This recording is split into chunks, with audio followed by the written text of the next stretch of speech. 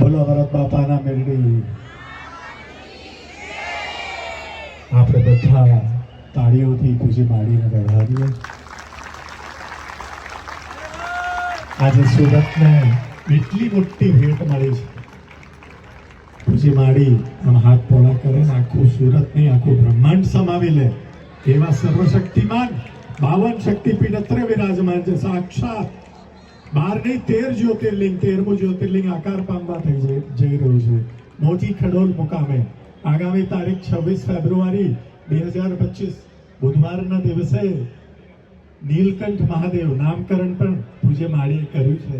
નીલકંઠ જેણે વિષ ધારણ કર્યું અને બધાને સુખ આપ્યું એવા નીલકંઠ મહાદેવ એનું આ શિલાન્યાસ વિધિ મહુદાથી ડાકોરની વચ્ચે જે આપણું બેલડીધામ આવેલું છે ત્યાં શિલાન્યાસ વિધિ એ પ્રારંભ એનો મહાશિવરાત્રિના દિવસે સવારના 8 વાગે આકાર પામશે. પછી એનું કાર્ય અને ધ્રાંગધ્રાના સોમપુરા ભાઈઓ દ્વારા નિર્મિત પૂજ્ય માળીના માર્ગદર્શન અને એમણે જે કંઈ સૂચનાઓ આપી એ પ્રમાણે શાસ્ત્રોક્ત જે કે એની લંબાઈ પહોળાઈ ઊંચાઈ 47 ફૂટ ઊંચું શિખર આમ આપણે પાઘડી પહેરીને ઊંચું જોઈએ ને તો પાઘડી પડી જાય એવું મોટું જબરજસ્ત મંદિર એ નિર્માણ પામવા જઈ રહ્યું છે જ્યાં સાક્ષાત મહાદેવ વિરાજમાન થવાના.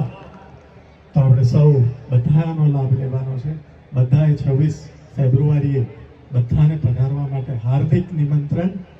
બધાએ સપરિવાર મિત્ર મંડળ સહિત પધારવાનું છે. ત્યાં પણ આપણને ભવ્યાતિ ભવ્ય મહાપ્રસાદ અને મેલડી ધામના દર્શન થશે. ત્યાં આપણને પૂજ્ય માળીની ગાદી સાક્ષાત પૂજ્ય માળીના પણ દર્શનનો ફરી લાભ પ્રાપ્ત થશે. જોજો દેશ વિદેશમાં વર્ષો સુધી લોકો તરસે છે વિડીયોમાં દર્શન કરી અને પોતે પ્રાર્થના કરતા હોય છે. એવા વિડીયોમાં પણ માળી બધાના કોલ પૂરા કરતા હોય છે. તો તમને બધાને તો આ પ્રત્યક્ષ સ્વરૂપ અત્યારે દેખાઈ રહ્યું છે તમારી આ સગી આંખોથી. તો આપણે શું ના કરીએ માળીને રાજી કરવાના છે. આપણે એમની કૃપા લેવાની છે. માળી વરસાવી રહ્યા છે કૃપા. માળી એમ કે છે એક એક માણસ જે જય બોલાવશે અમૃત બાપાની જે પૂજ્ય માળીની જય બોલાવશે બધાને માળી એકદમ સાકર વર્ષા મીઠા મીઠા આશીર્વાદ આપે છે. બધાના કાર્ય પૂર્ણ કરે છે. બધાના અંતરમાં ફિટ કરી આપે છે. કુળદેવીને પિતૃઓને તમારો હાથ તમારી કુળદેવીના હાથમાં આપે છે. આવું સ્વરૂપ બ્રહ્માંડમાં ક્યાંય નહીં મળે. સમય સાથે જે વાત કરે ને એ તો અમારે એક જ બિલ્ડિંગમાં કે આટલા વાગે કહીને બીજે સંતોમાં ગ્રંથોમાં મંદિરોમાં મોટી યુનિવર્સિટીઝમાં જ્યાં રિસર્ચ થયા હોય બધા એના રિસર્ચ પાછા પડ્યા છે.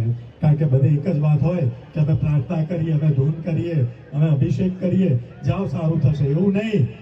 સમય સાથે વાત કરી એક જ અમૃત બાપાના બિલ્ડિંગમાં. એટલે ખાસ તમે બધા જેટલા પણ પ્રથમ વખત આવ્યા છો ને તમે એટલા બધા ભાગ્યશાળી છો કે એક જ વખતમાં તમને પૂજ્ય માળીના સાક્ષાત દર્શન થઈ ગયા છે.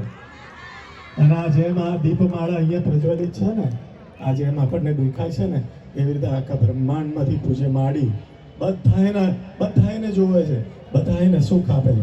ખૂણે કાચરે અહીંયા કોઈ ભાવિક ઉભો છે ને ખોડામાં જે અહીંયા સુધી નહીં આવી શકતો હોય કદાચ એને કોઈ શરીરમાં તકલીફ હશે તો એને પૂજ્ય માળી દ્રષ્ટિ દ્વારા કૃપા આપી રહ્યા છે. અત્યારે આપણને બધાને આવું સરસ દર્શન થાય છે. આવું ક્યારેય નહીં મળે ન ભૂતો ન ભવિષ્યથી. આપ લાભ